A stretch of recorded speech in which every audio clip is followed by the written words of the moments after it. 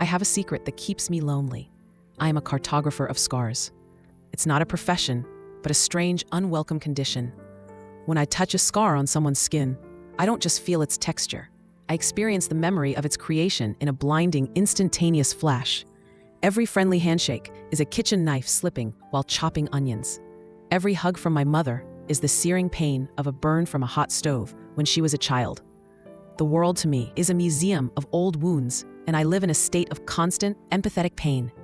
So I don't touch people, ever. Then I met Lena. She worked at a small, dusty bookstore I frequented, and she was a constellation of scars. Her skin was a canvas of delicate, silvery lines that traced her arms, her neck, her hands.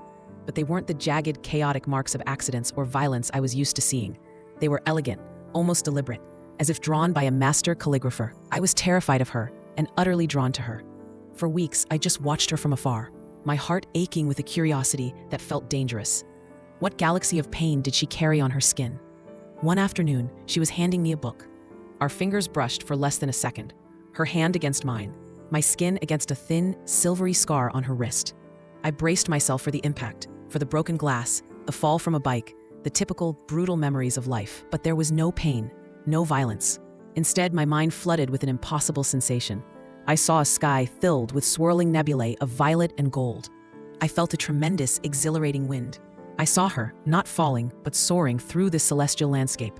The scar on her wrist was where a feather made of pure, crystalline light had grazed her arm, leaving a trail of fading stardust.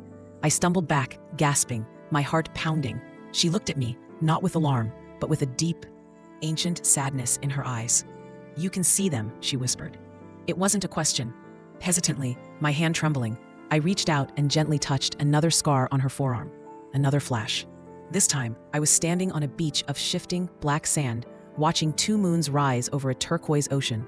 The scar was from a sharp-edged wave that was made not of water, but of liquid glass. I looked at her, my mind reeling, the truth dawning on me. These weren't scars of trauma.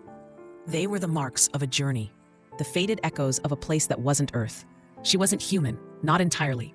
She was a traveler, a refugee, an exile from a world I couldn't possibly imagine.